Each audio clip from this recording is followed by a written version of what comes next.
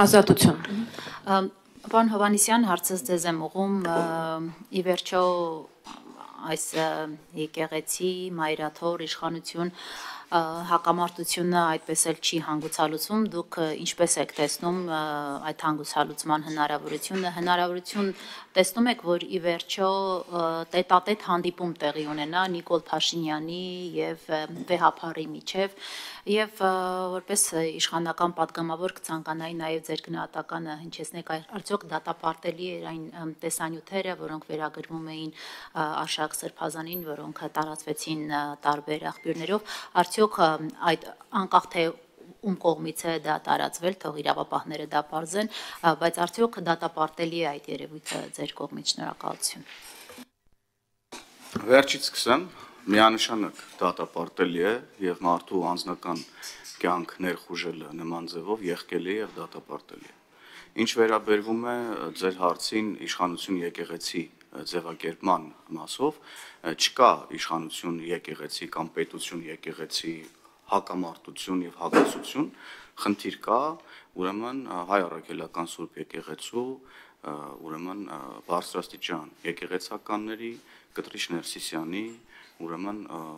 հետ, որոնք ուրեմն խախտել են իրենց Աստծուն տված ուխտը։ Եվ սրա մասին է խոսքը եղել ի սկզբանե, եւ սրա շուրջա ուրեմն խնդիրը, որ գոյություն ունի, եւ ձևակերպումը մեզ համար ընդունելի չի, պետություն եկեղեցու հետ մենք խնդիր չունենք, մենք ունենք խնդիր, արդեն նշեցի Կտրիչ Ներսիսյանի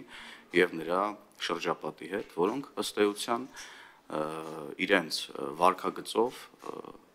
նսեմացնում են ուրեմն ամեն հնարավոր արժեք։ Եվ մեր ասելիքը սրա մասին է, եւ վարչապետը ես կարծում եմ շատ մանրամասն խոսել է, բազմիցս արդեն խոսել է գործողությունների հաջորդականության մասին, ձևի մասին, ինչպես մենք պետքա ուրեմն հոգևոր իշխանությունը վերադարձնենք ժողովրդին եւ ամեն բան լինելու է ուրեմն եղբայրական մթնոլորտում եւ վարչապետը ըստ էության արդեն ասել է, որ առաջնորդելու է այս շարժումը, ուրեմն նաեւ խորհրդակցություններ է կազմակերպում վարչապետնս ընթացքում եւ այս տրամաբանության մեջ է լինելու եւ ես խնդրում եմ, որ մենք չվերնագրենք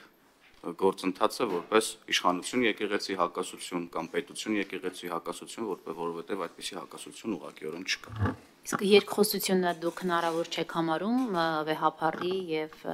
վարչապետի միջև։ Դա մեծապես կախված է Կտրիչ Ներսիսյանի պահվածքից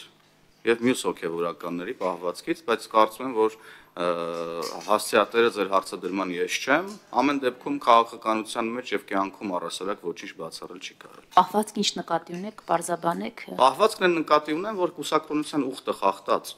հոգեվորականները պետքա հեռանան եկեղեցուց եւ վերջ։ Սրան այլ ընտրանք չի կարող լինել։ Այսինքն երկխոսություն չի կարող լինել նրա մասին, որ կուսակրոնության ուխտը խախտած որևէ հոգեվորական պետքա շարունակի իր ծառայությունը եւ մենք որպես հավատավոր ժողովուրդ հաշտ լինենք դրա հետ։ Նման երկխոսություն չի կարող ուղղակի լինել։ Շնորհակալ եմ։ Երկխոսություն ապա միայն իր հեռացման մասին։ Այո։